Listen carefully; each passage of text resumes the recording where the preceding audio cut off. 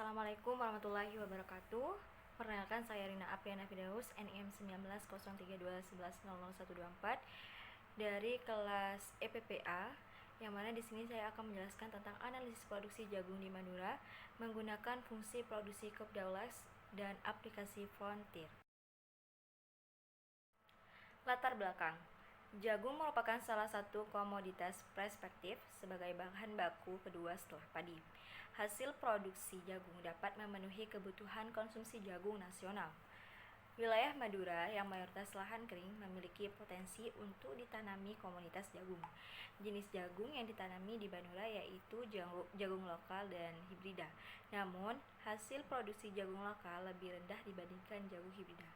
Sedangkan jika dilihat dari harga jagung lokal memiliki harga yang lebih tinggi. Hasil produktivitas jagung lokal yaitu berkisar antara 0,9 sampai 1,0 ton per hektar. Produktivitas tersebut dapat dikatakan rendah karena input produksi yang tidak optimal. Dalam hal ini penggunaan input produksi menjadi pengaruh hasil produktivitas jagung, sehingga dalam penelitian ini akan dilakukan analisis mengenai penggunaan input produksi komoditas jagung. Tujuan dari penelitian ini yang pertama yaitu untuk memprediksi atau mengestimasi persamaan fungsi Cobb Dawes. Yang kedua yaitu untuk menganalisis nilai produksi NPM atau FMP dalam elastisitas input efisiensi usaha tani jagung. Dan yang keempat yaitu untuk mengetahui tingkat efisiensi teknis dari masing-masing petani jagung menggunakan analisis fungsi produksi Cobb Dawes and Frontier stokastik. Di sini sudah terdapat data produksi jagung dengan 120 responden,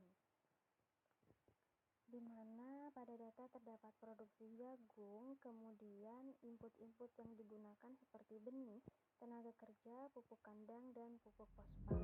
Nah, semua data ini kita akan copy, kemudian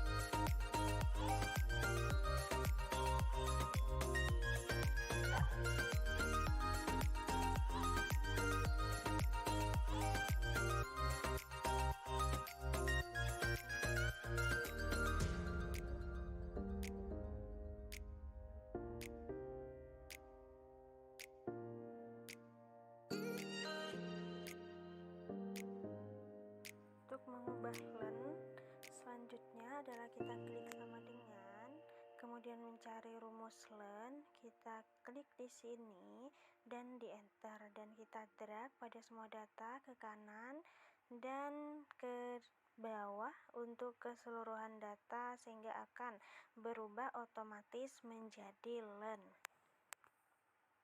Nah, seperti ini. Kemudian untuk produksi jagung ini kita akan rubah menjadi lenki. Kemudian untuk yang ini dirubah menjadi len L dan yang tenaga kerja dirubah menjadi len K. Nah, ini formatnya kita letakkan di tengah seperti ini. Baik, selanjutnya kita akan melakukan analisis regresi. Kita mencari menu data, kemudian cari data analisis. Kita pilih bagian regression, kemudian kita klik OK. Untuk input Y ini kita masukkan di bagian lenki. Kita blok semua pada kolom lenki hingga data paling terakhir. Kemudian untuk input X-nya ini kita input dari dua kolom input, yaitu benih dan tenaga kerja. Kita blok semua hingga data yang terakhir. Nah, seperti ini. Kemudian kita centang bagian label. Kemudian untuk output ringnya kita akan letakkan di bagian sebelah kanan atas. Kita letakkan di sini, kemudian klik OK. Klik OK dan input akan keluar seperti ini.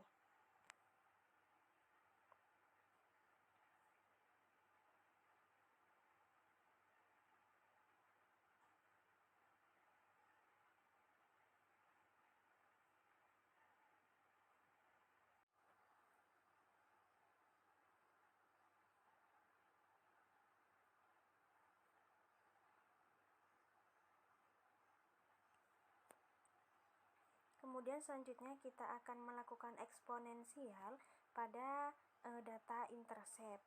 Kita cari sama dengan rumus eksponensial, klik 2 kali. Ini akan dirubah menjadi eksponensial. Nah, sudah. Kemudian kita akan memasukkan juga alfa dan betanya. Kita masukkan alfanya. Alfanya itu len L. Kita sama dengan, kemudian klik pada len L-nya. Nah, kemudian untuk betanya juga merupakan len K. Kita klik sama dengan, kemudian kita masukkan juga seperti ini. Selanjutnya adalah kita akan mencari persamaannya. Bisa kita tulis Q atau Y, dan di sini saya menulis Y, yaitu Y sama dengan 31,73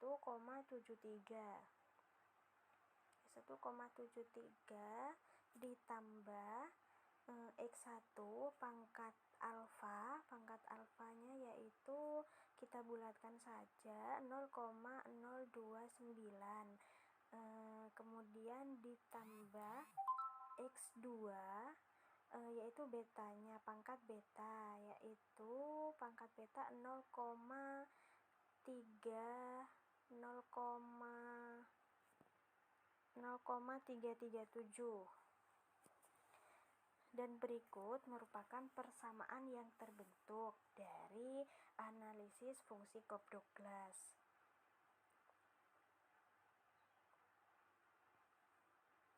Kemudian selanjutnya kita akan mencari elastisitas produksinya dari penambahan alfa dan beta. Alfanya yaitu sebesar 0,029 yang ditambahkan dengan betanya sebesar 0,337 sama dengan 0,366, sehingga dapat kita tentukan bahwa persamaan ini atau hasil analisis ini masuk pada daerah decreasing karena hasilnya sebesar 0,366 yang kurang dari 1. Berikut tabulasi data yang mana di sini sudah dikalikan dengan NIM terakhir saya yaitu 24, yang mana di sini terdapat beberapa variabel dan variabel independen atau variabel dependen. menentukan nilai produk maksimum NPM atau FMP dan elastisitas dari masing-masing input produksi agar efisien, yang mana fungsinya itu sama dengan 31,73 ditambah X1 pangkat 0,029 ditambah X2 pangkat 0,337. Dan diketahui variabel 1 yaitu Rp Rp100 dan variabel 2 yaitu Rp Rp400, P-nya yaitu Rp 10.000 per kilogram, APPS1-nya itu sama dengan 5, dan APPS2-nya itu sama dengan 1. Sehingga MS1-nya itu diketahui yaitu sebesar 1,45, yang mana lebih dari 1.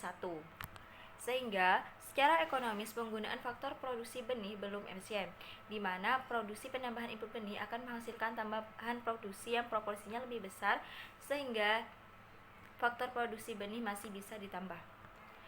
MR2 yaitu diketahui sebesar 0,08 sehingga kurang dari 1. Sehingga secara ekonomis penggunaan faktor produksi tenaga kerja belum efisien, di mana penambahan input tenaga kerja melebihi proporsi penambahan produksi dengan melakukan pengurangan faktor tenaga kerja atau tenaga kerja perlu dikurangi. Hasil analisis frontier, di mana hasil RR testnya itu sebesar 0,69594914, yang mana sudah tertera koefisien standar error dan T rasionya. Di sini terdapat konstanta beta 1, beta 2, sigma square, gamma, dan nilai MU-nya. Analisis uji kode RR test-nya itu sudah diketahui 0,69594914 dengan hipotesis jika nilai LR lebih dari kode PLAM maka H1 diterima. Jika nilai LR kurang dari kode PLAM maka H0 diterima. Jika tidak terdapat kasus inefisiensi di lapang maka H0 diterima dan H1 ditolak. Jika terdapat kasus inefisiensi di lapang maka H1 diterima dan H0 ditolak. Dengan diketahui nilai S-nya seperti yang saya sudah sebutkan dengan kode PAM 5,138, sehingga nilai LR test lebih besar dari kode PAM. Dan dapat disimpulkan bahwa dalam analisis H1 ini diterima, artinya terdapat kasus inefisiensi di lapang. Persentase error yang disebabkan inefisiensi teknis atau gamma, yang mana alfanya itu atau tolak kesalahannya itu 5%, T tabelnya yaitu 1,980027, T hitungnya yaitu 1,26521. Berdasarkan hasil output frontier dapat diketahui bahwa nilai T hitung lebih kecil dari nilai tabel, artinya sebesar 0,9022 atau 90,2%. Error disebabkan karena efisiensi teknis, sedangkan sisanya 9,8% error term karena adanya resiko lain.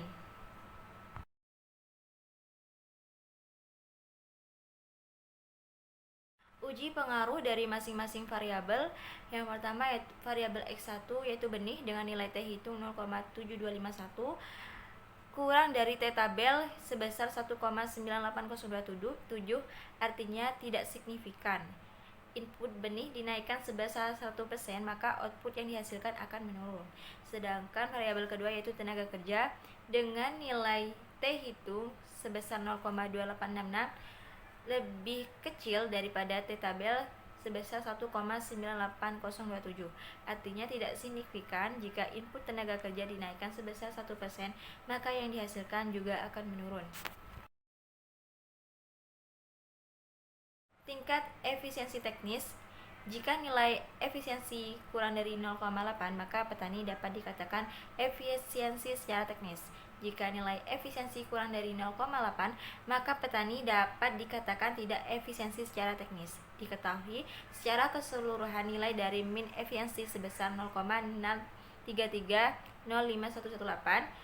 Hal tersebut menunjukkan bahwa kegiatan produksi yang dilakukan oleh petani di wilayah Madura belum efisien karena nilai efisiensi terbentuk kurang dari 0,8. Pada penentuan NPM atau VMP diperoleh MR1 dengan nilai 1,45 lebih besar dari 1, yang mana penggunaan produksi benih belum efisien sama halnya dengan MR2 dengan nilai 0,08 yaitu kurang dari 1. bahwa penggunaan produksi tenaga kerja juga efisien. Berdasarkan hasil analisis Frontier, diketahui nilai LRTs sebesar 0,69594914 dan nilai kode PAM sebesar 5,138, yang artinya nilai LRTs lebih besar dari kode PAM. Dalam kasus ini H1 diterima. Berdasarkan persentase error term, diketahui nilai T hitung kurang dari T tabel, artinya sebesar 90,2% error term disebabkan kasus inefisiensi teknis, sedangkan sisanya sebesar 9,8 disebabkan karena adanya risiko lain. Berdasarkan uji pengaruh dari masing-masing variabel kedua dan variabel 1, benih dan tenaga kerja, berpengaruh tidak signifikan terhadap produksi jagung di Madura.